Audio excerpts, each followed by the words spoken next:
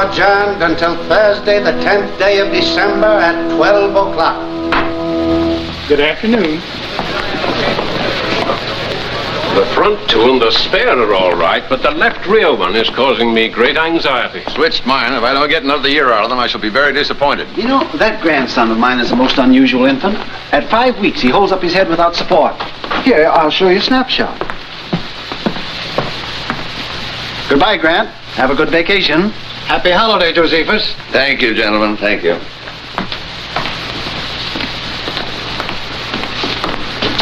Mr. Justice? Well, Could we have a word with you, Justice Grant? Just a few questions. I stopped answering questions when court recessed about 3 minutes ago. What do you know about... Come in. Here we go.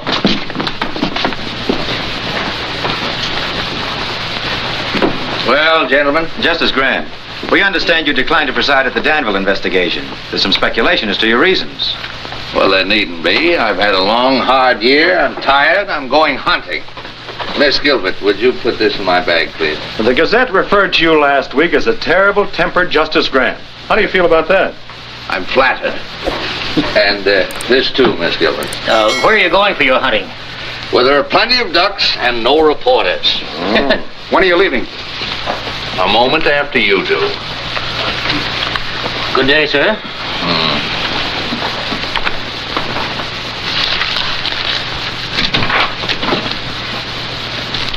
Miss Gilbert, what is this nonsense? What does this resignation mean? I think it's obvious, sir. If it were obvious, I wouldn't ask the question, would I? Justice Grant, I've been with you for 2 years, and not once during that time have you expressed satisfaction with my work. Miss Gilbert, you can learn more law here in a week than you can anywhere else in a year. That's all that should interest you. I don't feel that I have to constantly remind you that you're a brilliant young woman and that you have a fine future. Now, if there isn't anything else, can I go?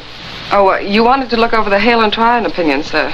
They won't be back from the printer till next week. Oh, yes, they'll need some revision. But I don't want to hang around here. Perhaps I can bring them up to you at Crownport, sir. That'd be fine. No. You need a vacation, too. From me. I don't mind at all. Miss Gilbert, are you heaping coals of fire on my head? I wouldn't dream of it, sir. Oh, I'll wire you before I come. Thank you. And Miss Gilbert? Yes, sir? No one must know where I'm going. No one. I want to get away from courtrooms, investigations, lawyers, black robes, everything. Everything but ducks. Hundreds and hundreds of beautiful ducks. Beak, beak, beak, beak, beak, beak, beak, beak, beak, beak, beak. Beak, beak, beak, beak, beak, beak, beak, beak, beak, beak, beak, beak, beak. Hey, you! Wait a minute. I'm Warren Todd, game inspector. Let's see your license. Yeah, just like I thought. Stranger in town, ain't you? This license ain't legal. Well, I just bought it yesterday at the state capitol. Yeah, I know, mister, but this is Crownport, and you gotta have a Crownport stamp on there. Well, I didn't know that. I'll get one tomorrow. Yeah, but it ain't gonna do you any good today. You know, I could haul you into court and let the judge slap a fine on you. But to save wear and tear on my tires, suppose I sell you one right here. It'd only cost you $5.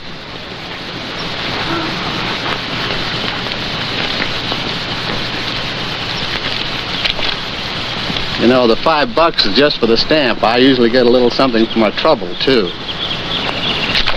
Well, you don't understand. I'm giving you a break, brother. There. I never pay off twice, brother.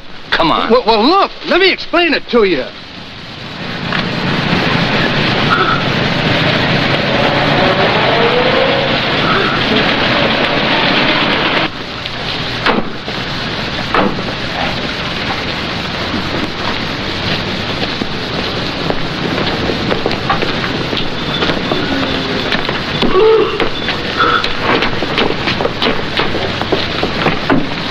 Your Honor, it's not as though my client were trying to evade his financial obligations. Tom Cooney has been a member of this community for many years.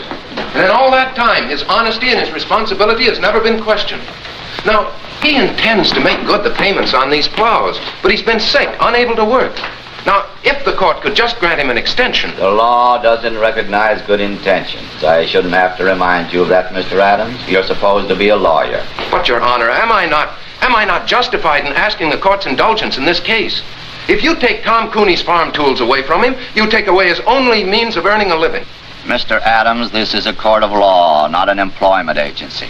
Tom Cooney signed an agreement with Vincent Blackston of the Crown Port Auto and Supply Company.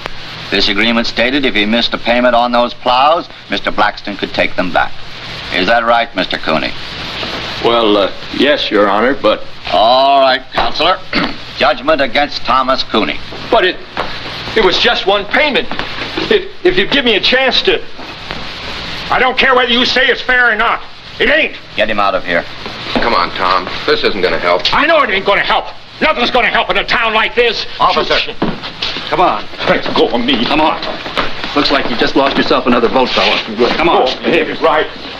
I know it ain't right. Crown Port versus Joe Grant. Step up, Joe Grant.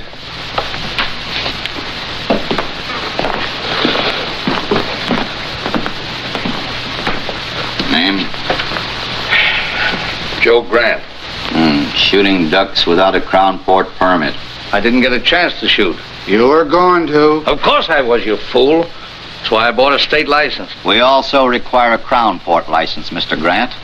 And ignorance of the law is no excuse. $100 or 30 days. Which one of you gentlemen do I pay? The clerk. Should have bought it from me in the first place. Save yourself a lot of dough. I assume that this $100 will permit me to resume my hunting without further interference. Your assumption is wrong. You still need a Crown Port stamp. And an officer enforcing the law is not interfering, Mr. Grant. As a judge, I advise you to be careful of your words. Next case. Crown Port versus Burton Lyon. Step up, Burton Lyon.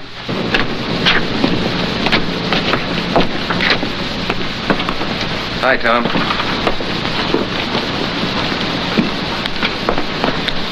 I'm sorry it turned out that way. Guess that's the only way it could have turned out. No, I thought we had a chance, but I guess I should have known. What are you going to do now? Farm's no good to me without tools to work it. Guess I'll lose it. The bank will start yelling for its money pretty soon. You know, Bill, sometimes it's just more than a man can stand. I got to think of something to do. If I could only... Yeah, I know, Tom, I know. Look, why don't you come by the office later on? We'll talk about it, huh?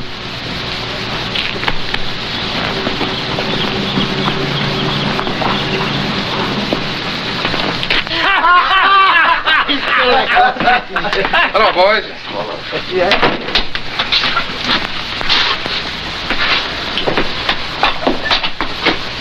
Shave, Homer. I hear poor Tom Cooney lost his case. Yeah. He'll probably lose his farm now, too. It's a shame. You know, Homer, that's what I like about the fellas around your shop. They enjoy the good things of life. Like a guy who can't meet his mortgage or a poor farmer getting ripped out of his plows. Maybe if Cooney had a real sharp lawyer. Maybe if we had a bank that'd extend an honest man credit or a judge that'd give him a break. Talk like that isn't going to get you any votes, Adams. If I could afford a 50-cent cigar, I could get yours.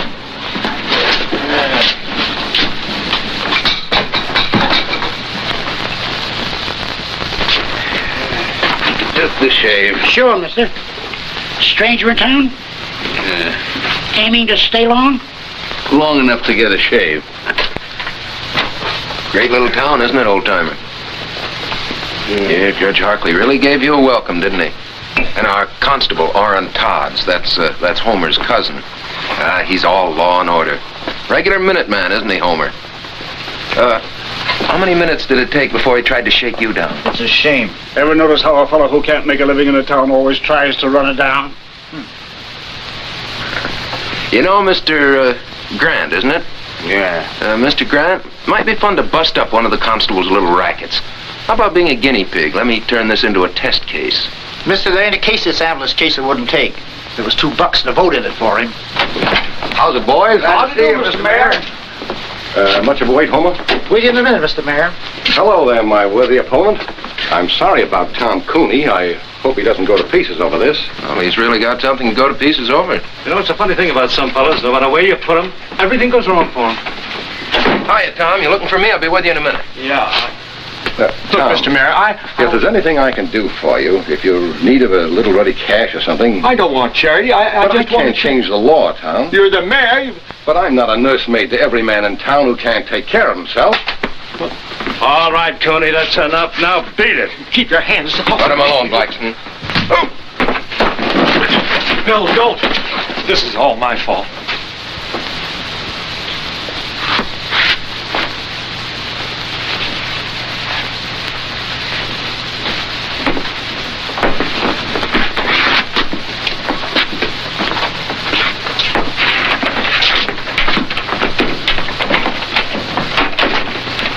I wish you hadn't had to do that, Benny. He's had it coming to him for a long time. That boy is turning into an awful radical. You could tell that by the speech he made accepting the nomination. Well, that kind of talk is never going to make a mayor a crown port. That's too bad. Nothing I'd like better than to see some bright young fella come along who could take my place. But Bill Adams... Take a man to fill your shoes, Mr. Mayor.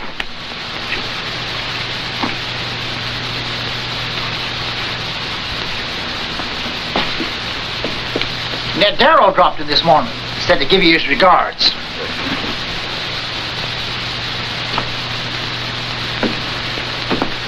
What's my bill? Just a shave? Yes. 50 cents.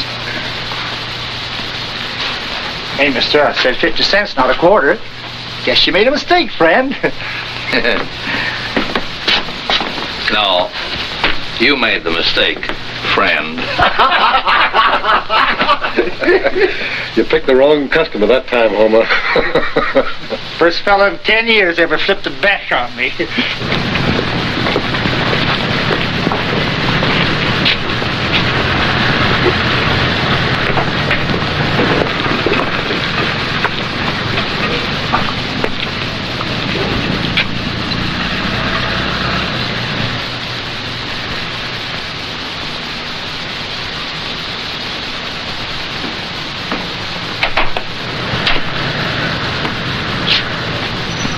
Come on in, old-timer. Thank you.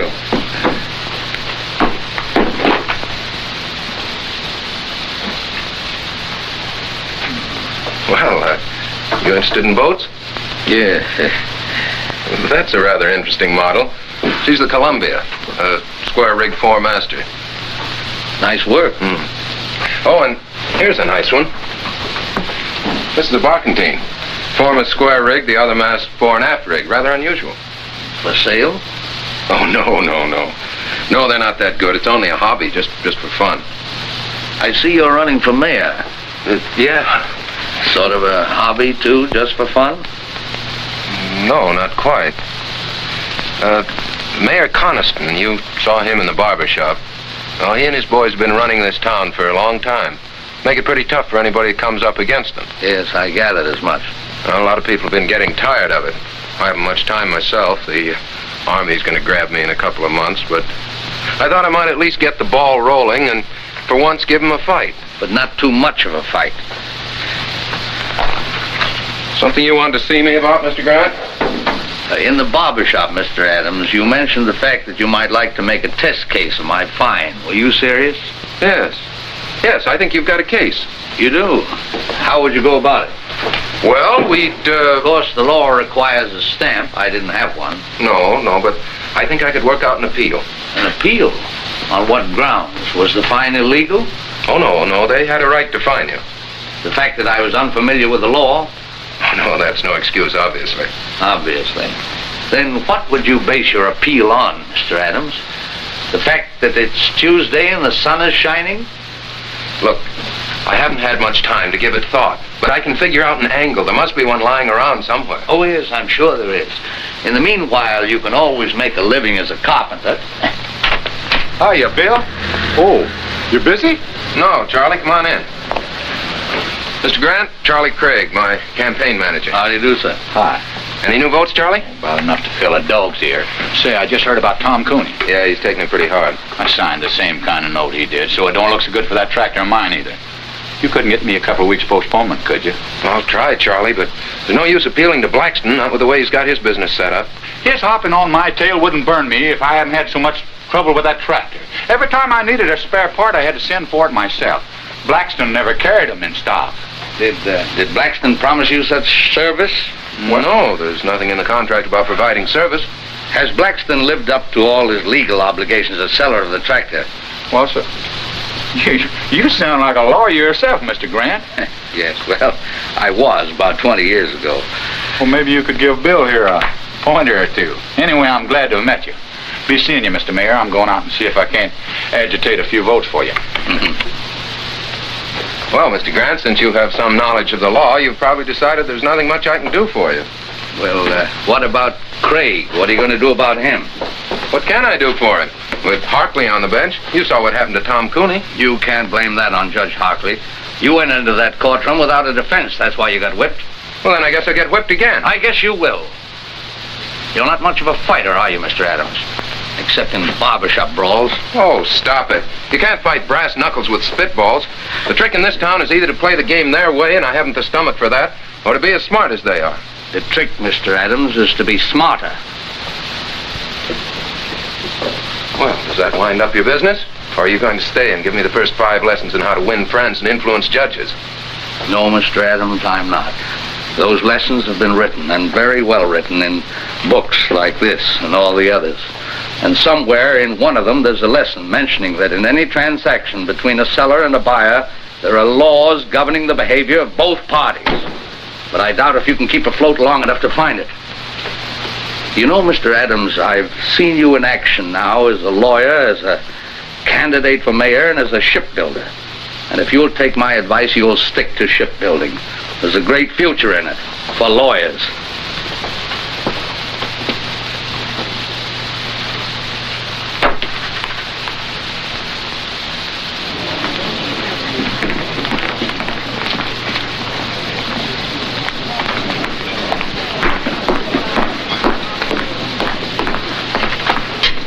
Excuse me, sir, for breaking in like this, but I think I found it.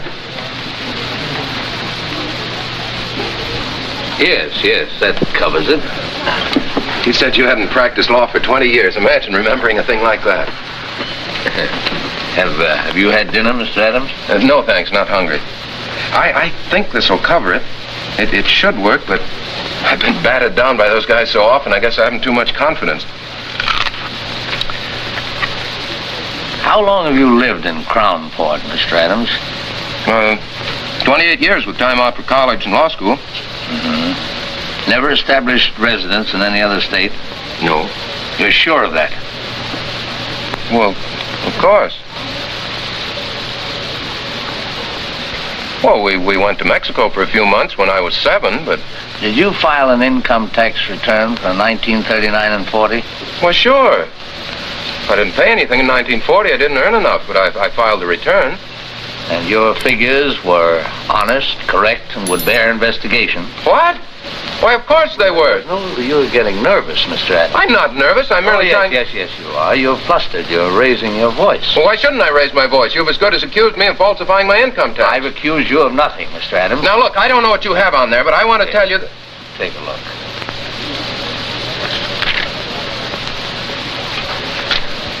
It's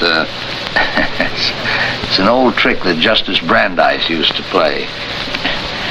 I read about it in Collier's once.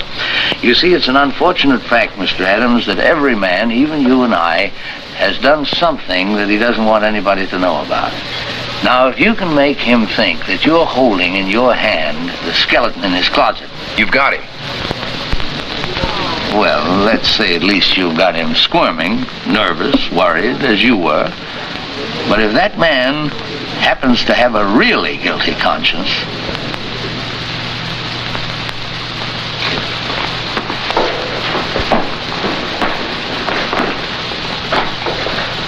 Your full name is Vincent Z. Blackston? Yeah.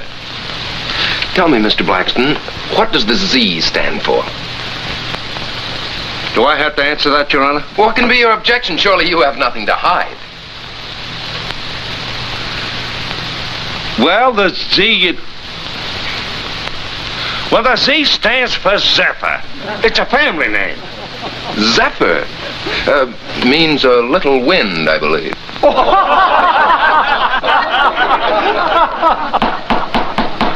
Quiet. Mr. Blackston, you're the owner and manager of the Crownport Auto and Supply Company? Yes. The sole owner? Well, sure, of course. No silent partners? No. Well, of course there are people. Oh, then you're not the sole owner. I didn't say that. I just It said... seems very strange to me, Mr. Blackston. You don't know whether you own your own business or not. I object.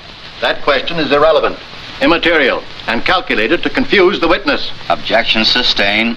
Counselor will restrict himself to the facts bearing on this case. Mr. Blackston, your company sells most of the used cars and tractors in this town. Almost a monopoly, isn't it? I do the most business because I sell my stock at the lowest prices. That's not monopoly. That's the American way of life. Tell me, Mr. Blackston, carry spare parts for your customers? Sure. Do you have in stock at this moment piston rings for the 1938 tractors you sold in this town? Well, Mr. Blackston? Well, no, I don't. Oh, then you don't carry all the spare parts your customers might need. Well, I can always get them if they need them. Yes, but sometimes your customers have to wait. Sure, it takes 2 weeks. If I ain't got them, how can they have them? An intelligent answer, Mr. Blackston, and an honest one. One which will require the court to enter judgment against you in this case. Will Counselor explain that statement? Certainly, Your Honor. Motor Vehicle Laws, 1919, Chapter 174, Section 52. The sale of any automobile or any other automotive vehicle is void unless the dealer carries in stock at all times and on demand parts that may be needed to repair the particular make of vehicle. Will you let me see that reference?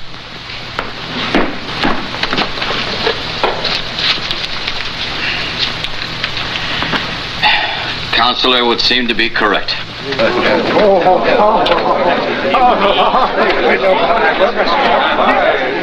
You put it over, Bill. Say, this will take care of Tom Cooney, too. You're telling me.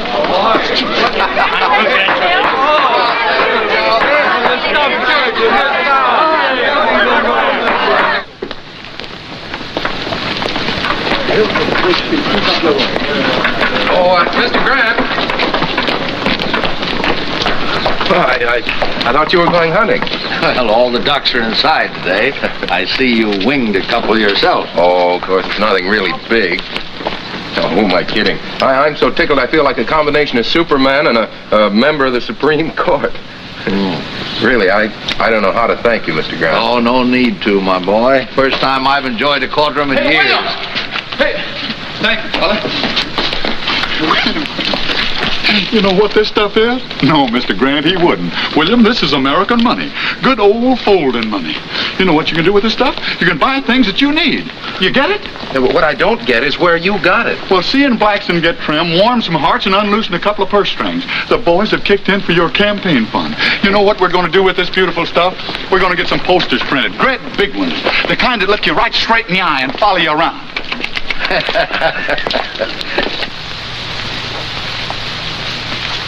Why get frightened? So Adams does win one rotten little case.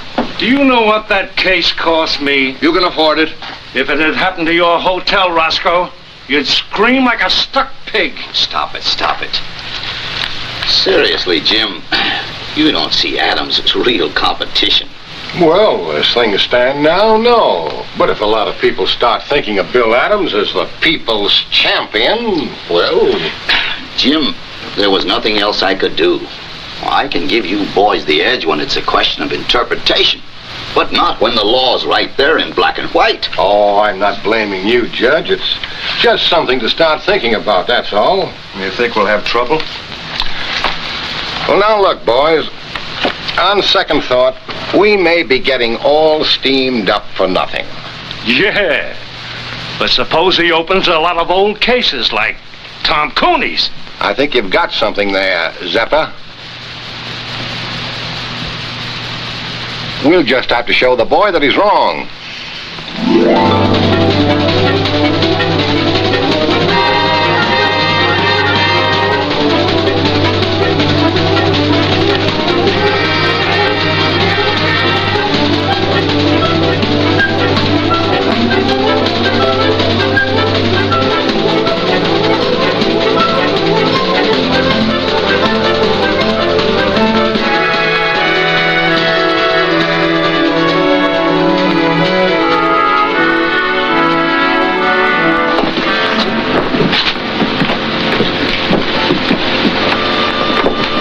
Miss Gilbert? No. Miss Gilbert? Yes? Oh, that's better. That's much better. I'm Bill Adams. Mr. Grant asked me to meet you. Yes, I know. Here, let me take that. The car's over here.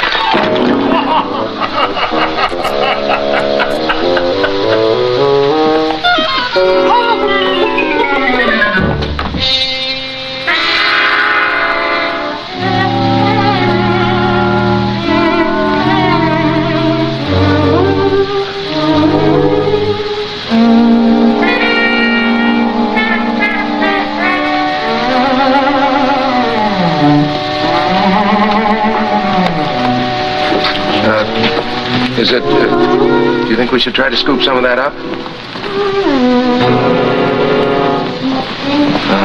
No, I guess not, huh?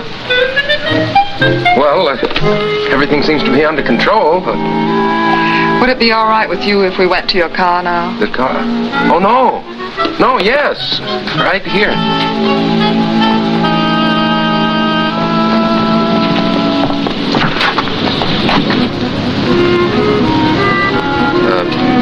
Sorry to get off to such a bad start. I'm not always so clumsy. Oh, my hat! Oh, don't worry. We'll get it.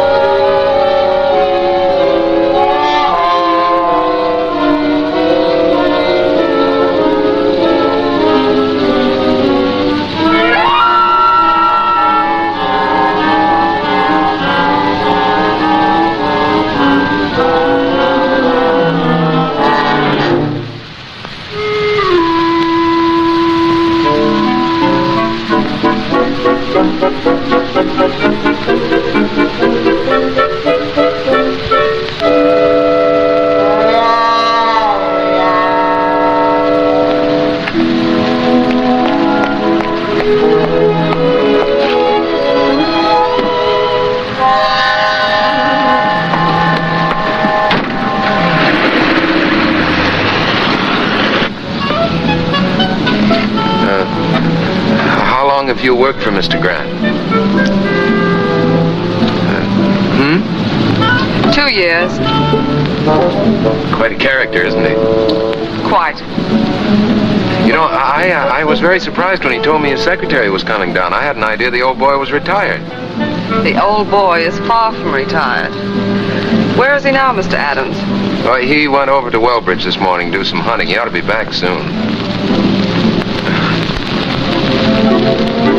I was going to drive you around the town, but I guess you'll want to get cleaned up now.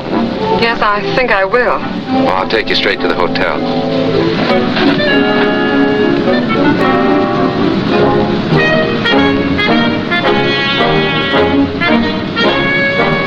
You are running for mayor?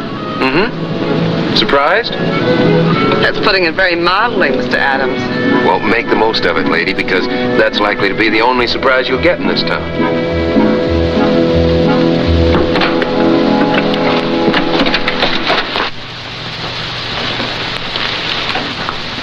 Who's the girl with Adams? Don't know. What difference does it make? I'd like a room, please, by the day. No.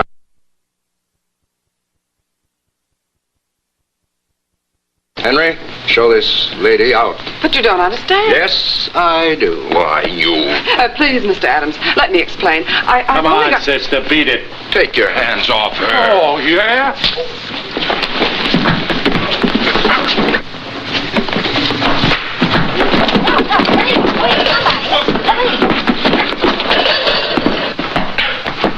Nice work, pal.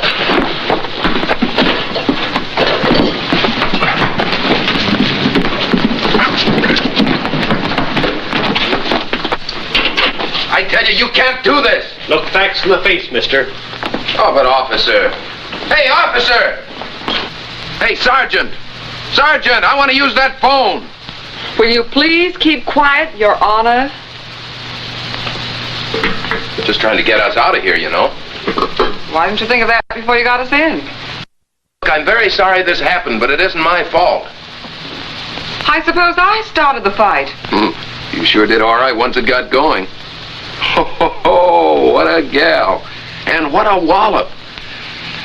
Yeah, Miss G, you're really some scrapper. Say, Roscoe Swade asked me to call you, Judge. We've got Bill Adams in here with a dame, assault and battery. How long do you want us to hold him here? Oh, just let them stew for a while, Sergeant.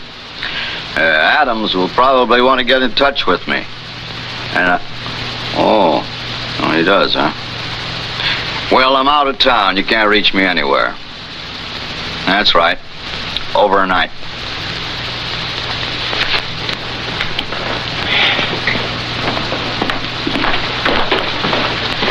Will you have the chef prepare a couple of these for tomorrow night's dinner? And I'll have my key, please. Yes, sir. What room did you put Miss Gilbert in? Gilbert? Gilbert. There's no Miss Gilbert registered. Well, that's strange. Anything wrong, Mr. Grant? Why, yes, I was expecting my secretary today. Mr. Adams was to have met her.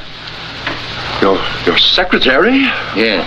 Miss Gilbert, Miss Lucy Gilbert. Have you heard from her? No, not exactly. Well, that is, she was here, but... Where is she? Well, Mr. Grant, you see, we had a little trouble. And where is she? She's with Adams in the county jail. Well, you get them out of there, and fast. Yes, sir. Yes, sir, right away. Bertie, get me Judge Hartley, quick. Yes, sir.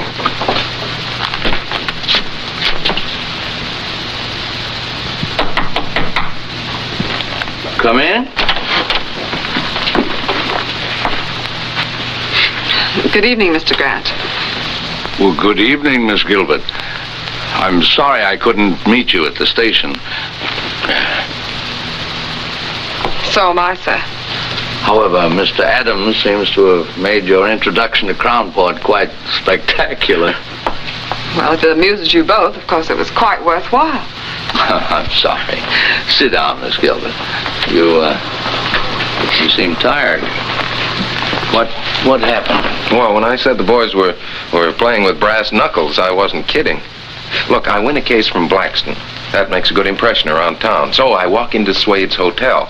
Roscoe says something, provokes a fight, and I land in jail. That's the way Crownport's run, Mr. Grant. I hope the fact that Miss Gilbert was involved won't upset you. The fact that Miss Gilbert was involved upsets me a great deal.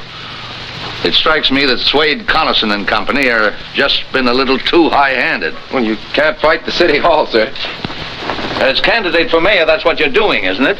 Well, I suppose I am, but the boys are starting to play rough. Well, of course, if they play too rough, you can always go back to your shipbuilding. Yes, I guess I could. But right now, I'm going to go home and get some sleep. Miss Gilbert and I have a date in court tomorrow. Good night, Miss Gilbert. Don't hold me against Crownport. Right, sir.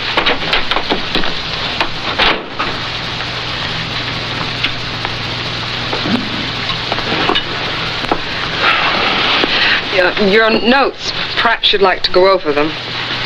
I gather somehow that you're not very much drawn to Mr. Adams. My personal reactions to him aren't important, sir. Well, I wouldn't be too hasty. He attracts too much trouble. He certainly does. His whole approach is wrong. He shuts his eyes and wades in and slugs. But he has good stuff. Do you think it wise to get involved with his problems? After all, you are on your vacation. Oh, I'm not involved. I'm just trying to give the boy a push. Come in. May I turn your bed down, sir? Oh, yes, certainly. Good night, Mr. Grant. Good night. Oh? Oh, I'm all right. Good night, Miss Gilbert.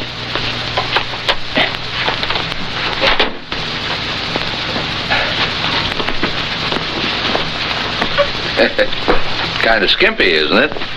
They just ain't long enough, none of them. I keep a-telling Mr. Swade. Well, there, that'll have to do. Good night, sir. Hope you rest well. Thank you.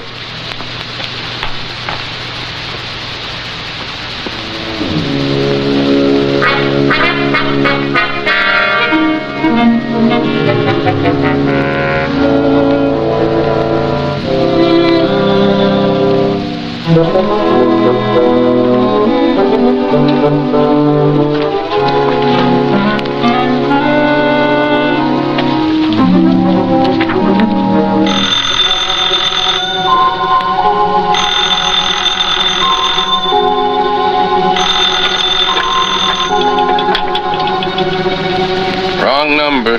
Mr. Adams, wake up. This is Mr. Grant. What? Wait a minute. Yeah? You want me to what? I said get into your clothes, get 2 yardsticks. Yardsticks. Come right over here and register for the night at the hotel. I'll tell you all about it when you get here, but get here. Right.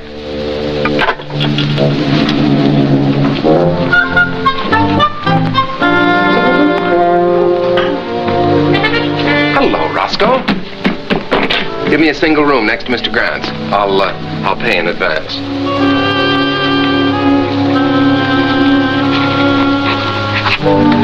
$413. What's the matter, Roscoe? You don't seem at all happy to see me. I brought my luggage too.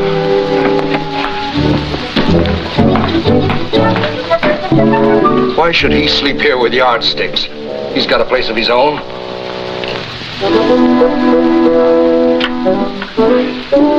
Hello. Get me Miss Gilbert's room, please. Where do we start?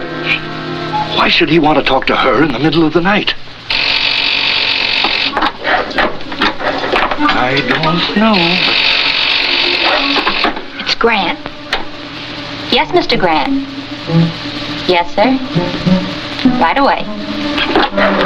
He wants a bellboy right away. He wants to send something to Miss Gilbert's room. They're up to something. I know they are. Henry.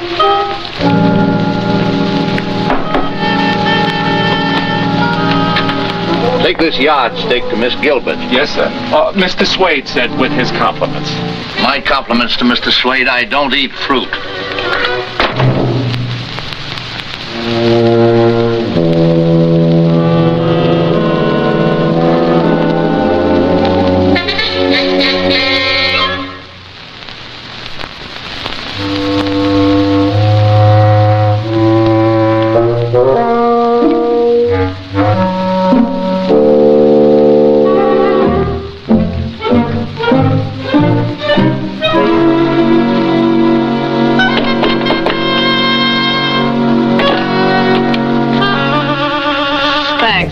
Oh, wait a minute, miss.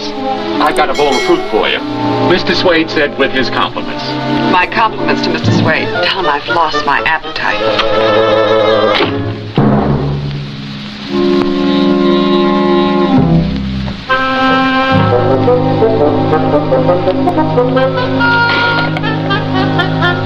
I couldn't see nothing. They blacked out the rooms. Number played. Now she's calling Grant. Yes, Miss Gilbert? 7.5. Same here. And the other? 2.5. That does it. Maybe it's a code. Oh, don't worry, Roscoe. I'll be back.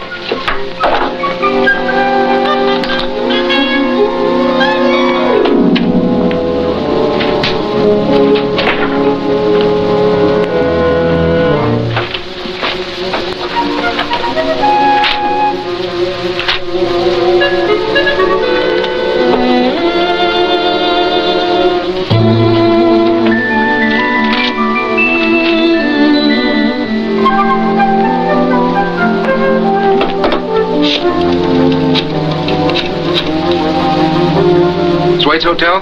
Give me Mr. Grant's room. Mr. Grant, you were absolutely right. It's 9 and 2. Yeah, I'll be back in a minute. Oh, I think Mr. Swade's going to be a little sorry tomorrow that he's bringing those charges against us.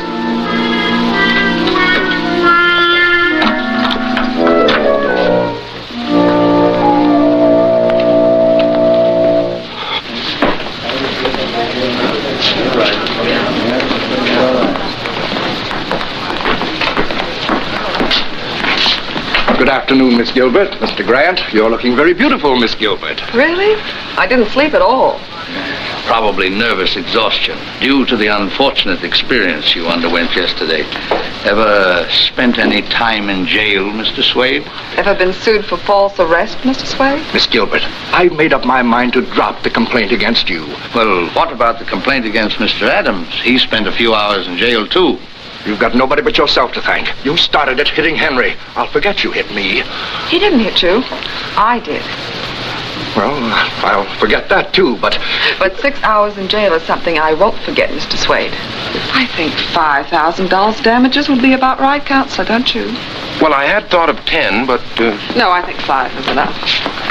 Oh, don't worry, Mr. Swade. I'll see that the money goes to a good cause. I'll invest it in war bonds.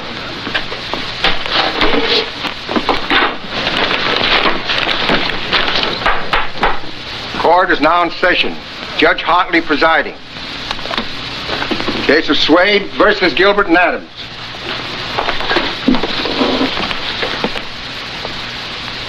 Judge, I move you throw my complaint out. The complaint against Miss Gilbert? Yes, Adams, too. We settled it by ourselves. Both of them, huh? Yeah. Well. Case of Swade versus Gilbert and Adams, dismissed. You can thank Miss Gilbert for getting you off so easy. Thank you, Lucy. Oh, Roscoe. Just a minute, Roscoe. We're not quite through yet.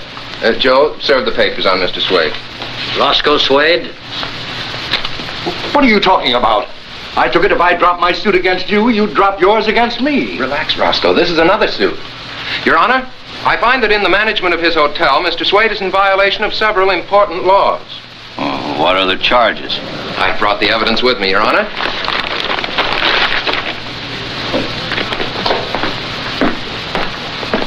The hotel laws of this state, 1909, Section 52. All sheets provided in all hotels, hostelries, inns, or lodging houses shall be a minimum of 9 feet in length. 7.5 feet, Your Honor. All pillowcases shall be a minimum of 3 feet. 2.5 feet, Your Honor. There shall be a minimum distance between all twin beds of 2 feet. Now, the beds in my room at the Swade Hotel were scarcely half a foot apart, Your Honor. I couldn't bring them in evidence, but I have witnesses who can testify as to my veracity. Well, let me see this reference. Certainly.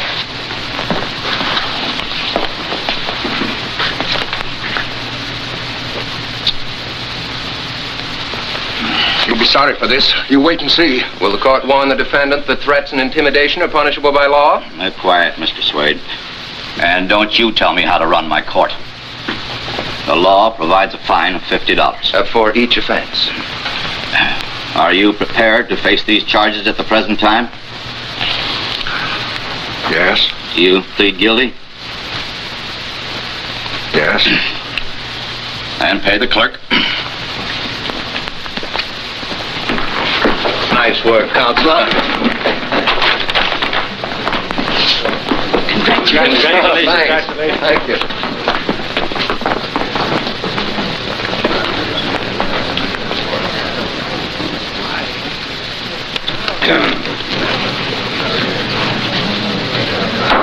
Half-hour recess.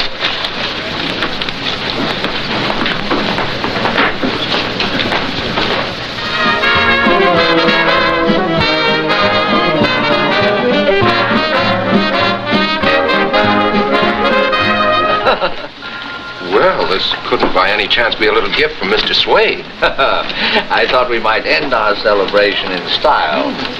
What vintage is that, miss? California, 1938. Here, I'll do it, miss. tell I'm an amateur, the bottle resents me. Well, it popped anyway. You. To the next mayor of Crownport. Yes, who's learned to use his head and his law books. Well, to my routing section. I think you're on the right track, Counselor. You keep the Connisons busy on the little things, and they won't have time for the bigger ones. Neither will I. Well, I think I'd like to do a little hunting in the morning, if you can keep your life fairly quiet for one day. Well, I'll try.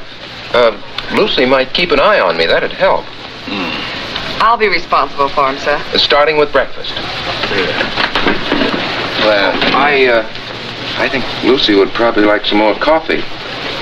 Yes, I would. It'll just keep you awake. Well, good night. Good night. Good night, sir.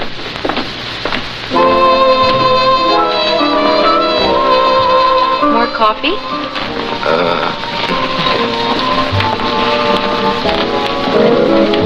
I suppose you're a wonderful dancer. Fair. I'm awful. Good. That'll make me feel superior. May I have this dance, Mr. Adams? Charmed.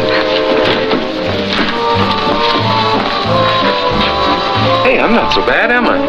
You're fine. I guess the trouble was I just never liked to dance before. Neither did I. You know, Lucy, Crownport's not such a bad little town.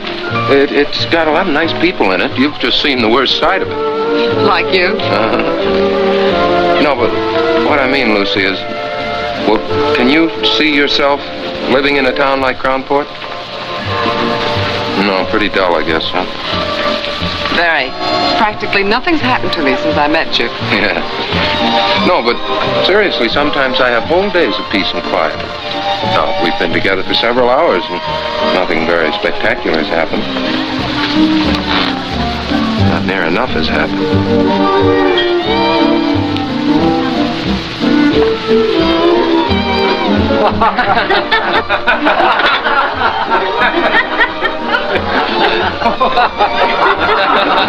Let's get out of here. Sorry. Sometimes we have whole days of peace and quiet. Good night, Mr. Adams. Oh, that date for breakfast still stands. Good night, Bill.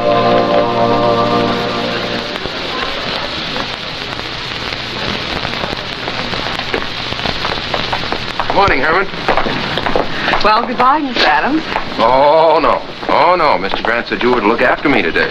And what he says goes. He's your boss, you know. But I've had breakfast with you. Oh, yes, but I need much more looking after than that. Much more.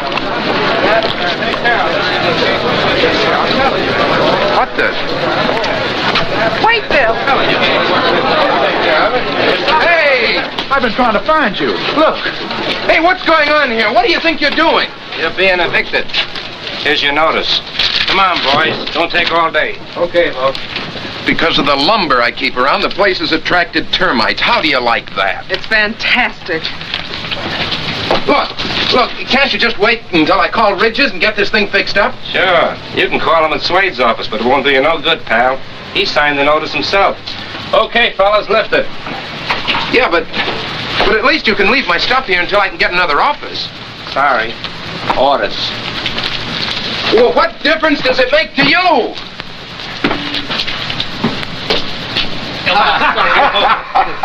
Oh, boy. Where's your telephone? Right over there. Thanks.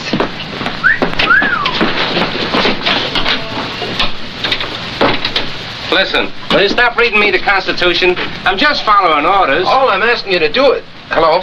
Hello, is this the Andrews building? Give me the superintendent, please. Miss Gilbert! Miss Gilbert! I've been looking for you, Mr. Grant. They're evicting Bill. Evicting Bill? Why, what happened? Oh, something about termites. Yeah, just drop my things at the hotel, will you? Now, tell me. Who's responsible for this? Seems that Roscoe Swade has a pal named Hart Ridges. Happens to be my landlord, also happens to be one of Connison's boys. Oh, so Roscoe gives Hart a call, and here I am. Don't worry, though. I'll get another office. Hello. This is William Adams. Yes, I want to rent an office. What? Oh, no vacancies. Can't we do something, Mr. Graham? Well, I don't know. Wait a minute. Be careful of those.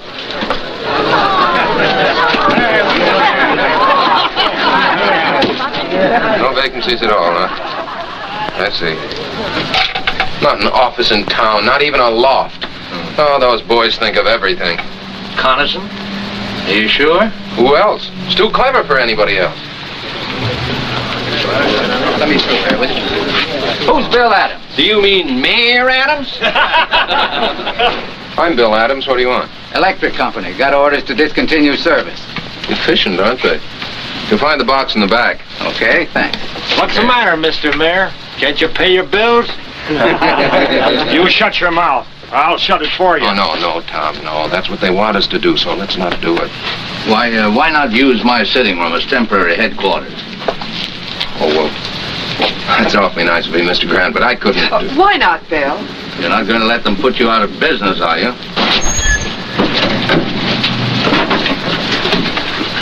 Where's Bill Adams? Oh, Mr. Mayor, you got more company. Hey, Wooly, bring out a couple of more chairs. I'm Adams. What do you want? Compliments of the mayor. He thought you might need some help. Well, you send my compliments right back to the mayor and tell him to... You tell Mayor Connerson I'm staying right where I am, out on the street. And before I'm through, I'll have him out here with me. Get a soapbox. You bet I'll get a soapbox. And if Connerson wants to know what I mean, tell him to come down here and I'll try explaining it to him personally. Ladies and gentlemen, please, just give me a few minutes until I get my new office set up. William, you mean right here on the street? Sure, why not? We'll hang my shingle on that lamppost. Bill, they'll get out in the junction. You won't be here 2 hours. I know that, sir. But this time Connerson's gone too far. He's giving me more publicity than I ever dreamed of. I may be here only an hour, but it'll be a good one. I'll get you an office. Now, keep out of trouble. I'll be back in a few minutes. Now, is this about right for the desk? Oh, no. I think it should be catty-corner. Okay, lady, you're the boss. Here, let me take those. Watch this. Oh, yeah. Excuse me.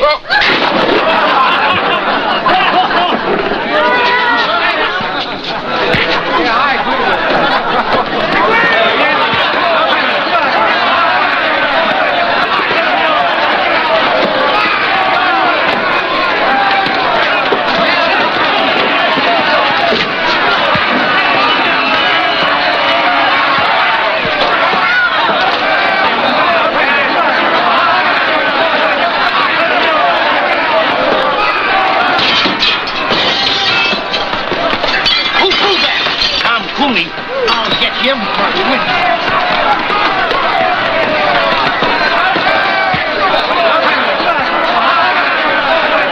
Taking volunteers?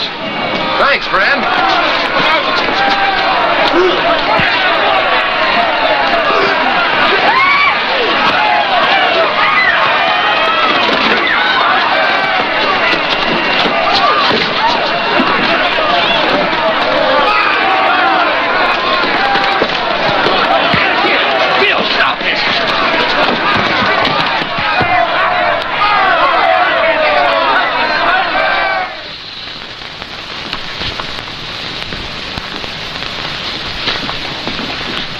How is he, nurse? Oh, he's coming along all right. Can we see him now? I think so. You fellas wait. We'll be right out. That'll do it, Mr. Grant. Oh, thank you. Oh, where's Mr. Adams? How you feel, Mr. Maybe Grant? you better take it easy for a while. No, I'm all right. Where are Mr. Adams and my secretary? Well, he's in jail and she's trying to get him out. Lucy. Did the doctor say you could get out? Oh, yes, I'm fine. Where's Bill? Still in jail. I've tried everything. They're holding him for a $15,000 bail, inciting to riot. This is outrageous. We'll have to find Judge Harkley. We've tried to. And he couldn't be found, as usual. You can find him at Connerson's rally, about an hour from now, up there on the platform, shooting his big mouth off. No, we'll find him before then. It's no use, Mr. Grant. They got us all sewed up. They always do. Yes, but they took one stitch too many this time. They always do that, too. Come on.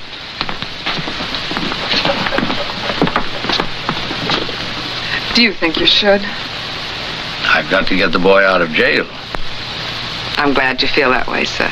Yes, well, let's not keep Judge Harkley waiting, huh?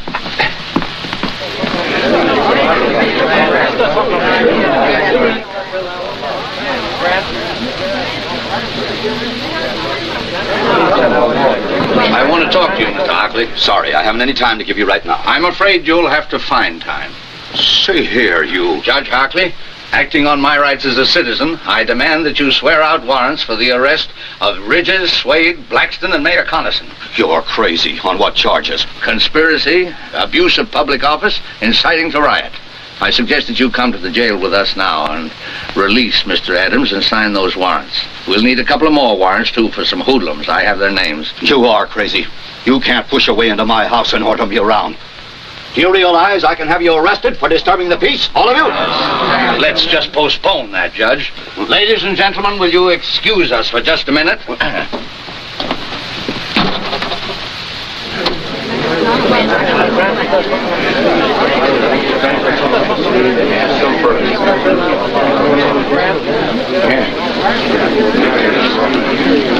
Ladies and gentlemen, I have persuaded Judge Hartley to change his mind. He has kindly consented to release your candidate in time for the rally tonight. Are you going to tell Bill how you got him out? No, that's not necessary. What's the deal, Mr. Grant? You know something about him? No, on the contrary, he knows something about me.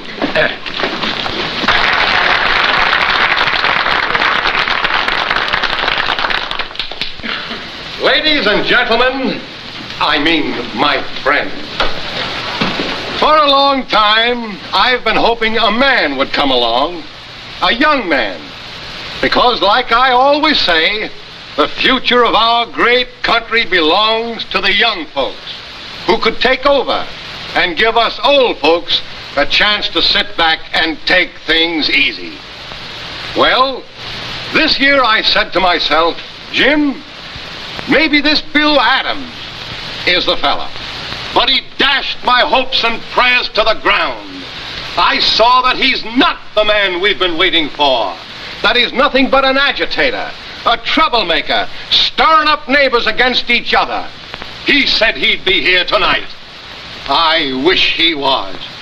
I hoped that when I got up to talk, he'd be here on the platform with me to debate with me the issues so close to our hearts.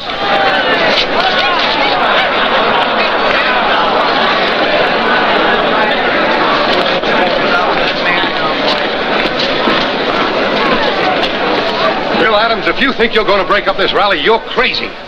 Did you let him out?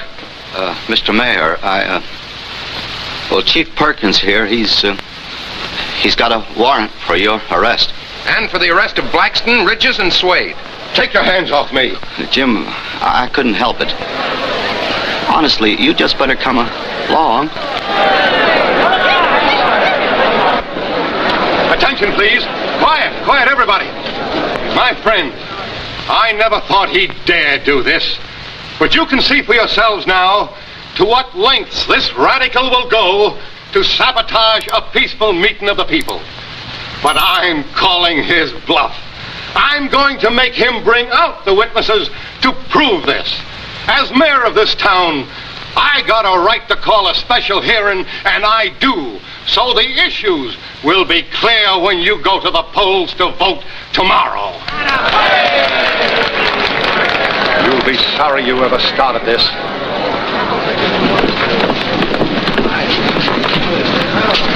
Better remain with us, Mr. Hartley. We wouldn't want you to prejudice the mayor's testimony. Any place there, folks. I find a seat, Mr. Dunn. That Adams Burch just bluffing. He ain't got a thing on the mayor. No? Find a seat and sit down.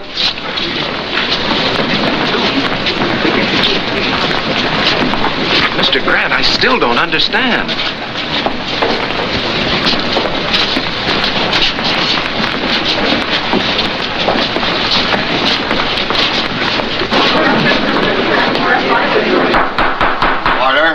Order. This hearing will come to order.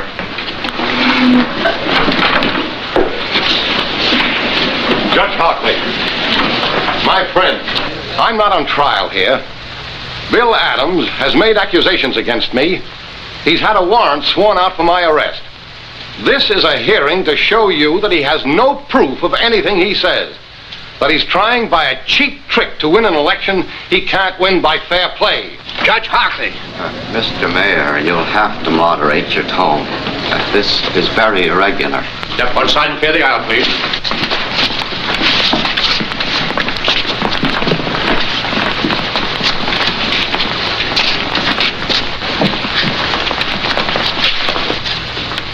Mr. Carlson, it's true that you are not formally on trial here. You asked for this hearing. You demanded by what right we had you arrested. We're here to tell you and to accuse you of conspiring against men who honestly oppose you, of inciting a riot with reckless disregard for human safety, of abusing the office to which you have been elected by the people of this town. And these accusations we are prepared to prove. I hate to see the old boy get himself involved like this. Don't worry about the old boy now, darling. Mr. Mayor, Mr. Grant has obtained confessions from these men. They have told Mr. Grant that, acting on your orders, they started the riot this morning in order to make possible Mr. Adams' arrest. They have sworn to these facts. Because of this, Mr. Grant was able to demand a warrant for your arrest. Mr. Grant swore out a warrant from my arrest. A man who doesn't even live in our town. A meddling old fool who does nothing but shoot ducks and start trouble. Jim, don't say that. I'll say anything I please. I demand to know who this man is. Who is this Joe Grant? Jim, do yourself a favor. Don't ask. That's all right, Judge Hartley. Mr. Carlson, it's not Joe Grant. It's John Josephus Grant. Where you from, Grant? Washington, D.C. Jim, please, no more questions. Mr. Grant. Shut up. I'll ask all the questions I please. By what right? And what do you do, Mr. Grant? Mr. Carlson, I am a judge, an associate justice of the Supreme Court of the United States.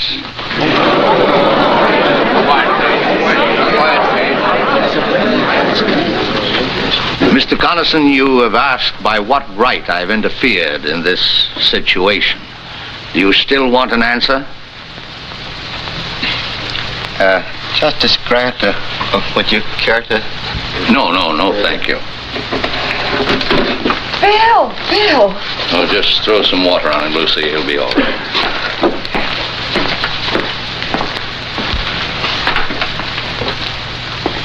Your Honor, Mayor Carlson, it's only right that you should know why I, a stranger, have become involved in your affairs. Believe me, it's not because I am a justice of the Supreme Court.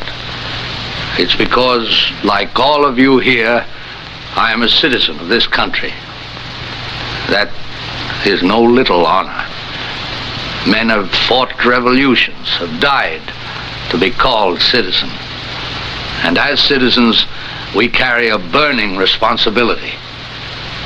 It means that when we elect men to public office, we cannot do it as lightly as we flip a coin. It means that after we've elected them, we can't sit back and say, our job is done. What they do now doesn't concern us. That philosophy of indifference is what the enemies of decent government want. If we allow them to have their way to grow strong and vicious, then the heroic struggle which welded thousands of lovely towns like this into a great nation means nothing. Then we're not citizens, we're traitors. The great liberties by which we live have been bought with blood. The kind of government we get is the kind of government we want. Government of the people, by the people, and for the people can mean any kind of government. It's our duty to make it mean only one kind. Uncorrupted, free, united. I believe, Mayor Carlson, that I've answered your question.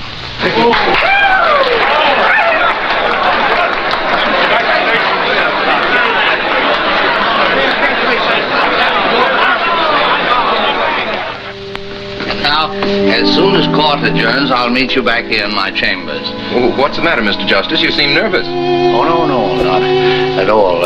How about you, Mayor Adams? Have you the ring? Do you know your lines, sir? Well, I ought to. I stayed up half the night learning them.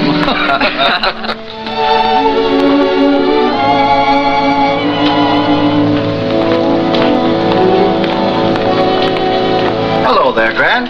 Oh, I'm glad to see you. thank you. You're looking fine, Josephus. How was the hunting? Oh, best I ever had. Good morning, Your Honor.